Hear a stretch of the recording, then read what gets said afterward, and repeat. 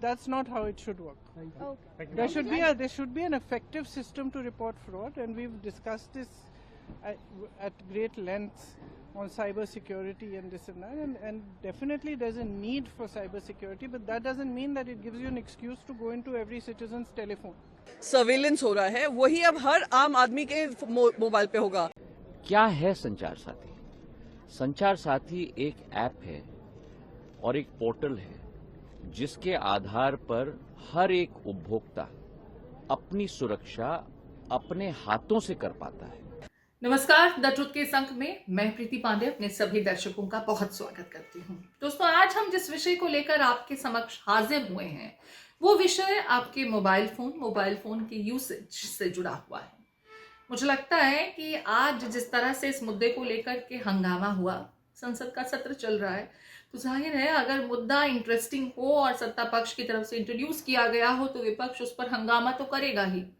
मैं बात संचार साथी ऐप की कर रही हूँ।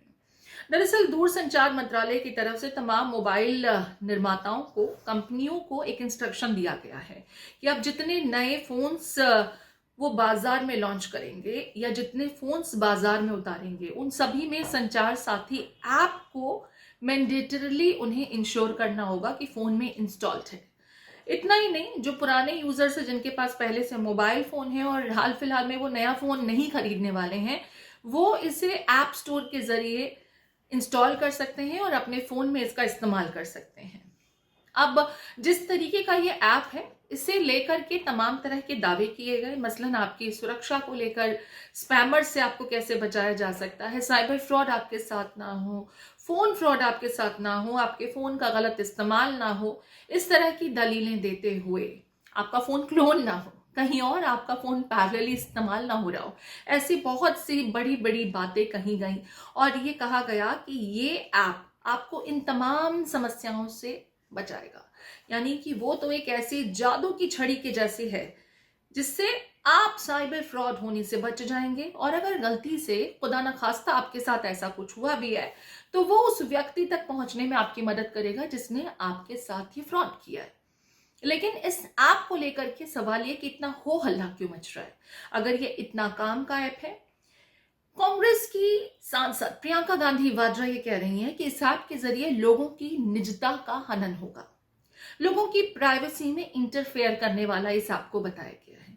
उनका ये कहना है कि इस ऐप के जरिए आपकी निजी जिंदगी में क्या कुछ हो रहा है, सरकार उसे देखने की कोशिश कर रही है। कुछ इसी तरह की और भी रिएक्शन सामने आई हैं। पहले जरा सुन लेते हैं कि विपक्ष आखिर इस ऐप को लेकर के कौन से ऐसे पॉइंट्स हैं जिस पर उन्हें आपत्ति और उन्हें लगता है कि ये एक व्यक्ति की निजी जिंदगी में क्या कुछ हो रहा है उसे झांकने का एक जरिया है। उसकी प्राइवेसी कहीं प्राइवेट नहीं रहेगी, यानी आपकी निजता निजी होगी ही नहीं। आपके फोन के जरिए सरकार सब कुछ देख सकती है कि आपकी जिंदगी में क्या कुछ हो रहा है। सुन लेते हैं जरा। It is a snooping app. I mean, clearly, it's ridiculous. Now, where else do they want to, I mean, citizens have their right to privacy. Even all of you must be having a right to privacy to send your own messages to family, friends, without the government looking at everything. Is the government... It's not just one thing. It's not just snooping on the telephones. It's overall. They are turning this country into a dictatorship. In every form. You ask me every day why Parliament is not functioning. It's not functioning because they're refusing to talk about anything. So it's very easy to blame the opposition, but the fact is they are not allowing any discussion on anything, and that is not democracy. A healthy democracy demands discussion, and everybody has different views. You hear them out. Priyanka ji, आपकी party ने क्या मांग करेगी? संचार साथी app को वापस लिया जाए, एटलीस्ट रोल बैक किया जाए। करना तो चाहिए। अभी मैंने सबसे बात नहीं की है, तो आज शायद वो चर्चा करके अपना डिसीजन लेंगे कि हमारा क्या स्टैंड है। लेकिन government is saying it's for national security, so that cannot be issued. The fraud will be easy to report. The government for national security. But that's a very fine line, no? It's a very fine line between fraud is easy to report and we can see everything that every citizen of India is doing on their phone. So that's not how it should work. Okay. There should be an effective system to report fraud, and we've discussed this at great lengths on cyber security and this and that, and definitely there's a need for cyber security, but that doesn't mean that it gives you an excuse to go into every citizen's telephone. I don't think any citizen would be happy. तो ये तो बात हुई प्रियंका गांधी वाड्रा की, जो इस संचार साथी ऐप को लेकर के कई सवाल खड़े कर रही हैं, बल्कि वो तो ये कह रही हैं कि लोगों की निजता का हनन होगा इस ऐप के जरिए, और सरकार इसे मैंडेटरी बनाकर लोगों की निजता के अधिकार के सीधे सीधे दायरे में हस्तक्षेप करने की कोशिश कर रही है। प्रतिक्रियाएं और भी हैं, आपको वो भी सुननी चाहिए। देश को हम कहाँ लेके जा रहे हैं? आप सिक्योरिटी के नाम के ऊपर आप सिंगापुर की तरह क्यों नहीं करते? वो कहीं भी एक आदमी भी कहाँ मूवमेंट कर रहा है उनको पता होता है कौन मूवमेंट कहाँ कर रहा है, लेकिन आप लोगों के मोबाइल में घुसकर उनकी निजता का हनन करेंगे तो आप कहाँ लेके जाना चाहते हो? नॉर्थ कोरिया बनाना चाहते हो कि बाल भी आपकी तरह कटवाएं, कपड़े भी आपकी तरह पहने, क्या खाएं, क्या पिएं, किस तरह सोएं, किस तरह हंसें, किस तरह बैठें, ये सब कुछ आप तय करोगे? देखिए, ये लोग सिटीजन्स के बचाव के आड़ में जिस तरीके से अब सर्वेलेंस सिस्टम सेटअप कर रहे हैं, वही पेगासस के खिलाफ जो जर्नलिस्ट ने अपना आवाज़ उठाई थी, वही जो एप्पल की तरफ से हम सबको वार्निंग आई थी कि हमारे फ़ोन पे सर्वेलेंस हो रहा है, वही अब हर आम आदमी के मोबाइल पे होगा।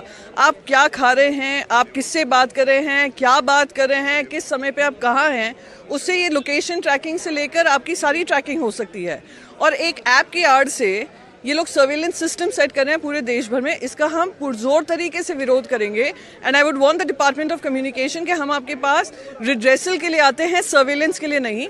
ये जो ऑर्डर है इमीडिएटली विड्रॉ हो, और ये विड्रॉ कर देश की जनता से आप माफी मांगिए। अब इस पूरे मामले को लेकर क्योंकि विपक्ष जबरदस्त हंगामा काट रहा था, दूरसंचार मंत्री ज्योतिरादित्य सिंधिया इस मामले पर स्पष्टीकरण लेकर हाजिर हुए।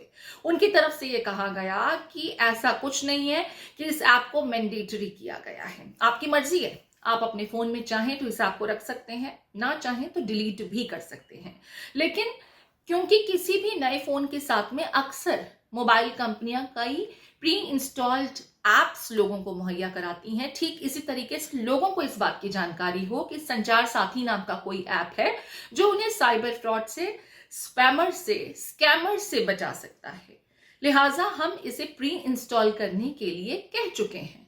यह आपकी मर्जी है कि फोन आपने खरीदा उसके बाद आप इसे एक्टिवेट करना चाहते हैं या नहीं करना चाहते हैं। चाहे तो अपने फोन में पड़े रहने दें, चाहे तो आप डिलीट कर दें। जरा सुन लीजिए ज्योतिरादित्य सिंधिया इस बाबत क्या कुछ कह रहे हैं। क्या है संचार साथी? संचार साथी एक ऐप है और एक पोर्टल है जिसके आधार पर हर एक उपभोक्ता अपनी सुरक्षा अपने हाथों से कर पाता है। ये जन भागीदारी का एक कदम है। इसमें लोगों को ऑब्जेक्शन नहीं, लोगों को स्वागत करना चाहिए। इसके आधार पर जब आप मोबाइल फोन खरीदते हो, उसके आधार पर IMEI नंबर फेक है कि जेन्युइन है, उसका रिकग्निशन आप संचार साथी ऐप के आधार पर कर सकते हो।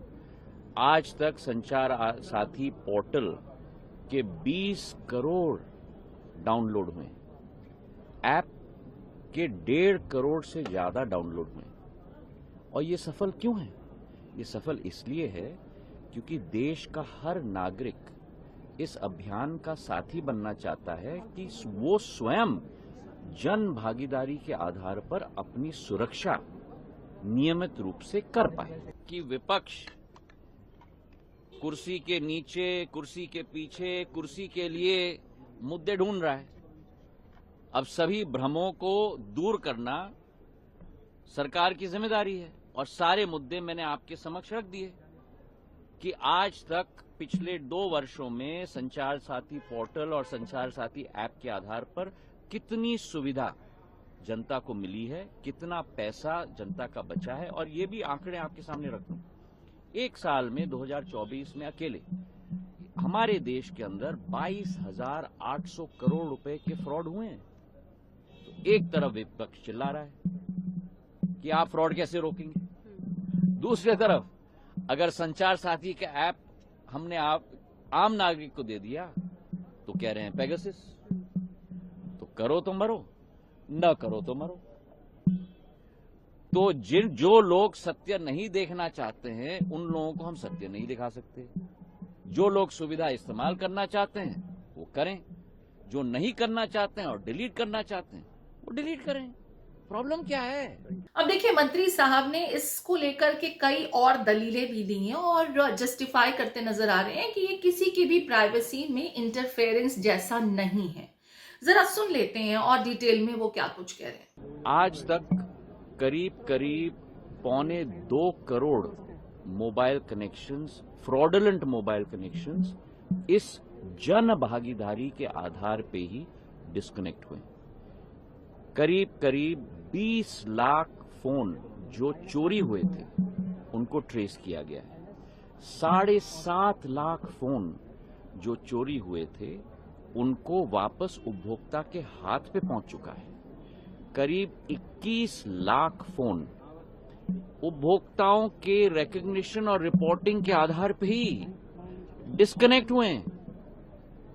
तो एक तरफ जहां दूर संचार के आधार पर देश का एक एक नागरिक कनेक्ट हो रहा है, वहीं दूर संचार के आधार पर कई ऐसी शक्तियां भी हैं जो इस दूर संचार की सुविधा का दुरुपयोग करके लोगों के ऊपर फ्रॉड कर रही हैं, लोगों का पैसा ले जा रही हैं, लोगों के फोन्स चोरी कर रहे हैं।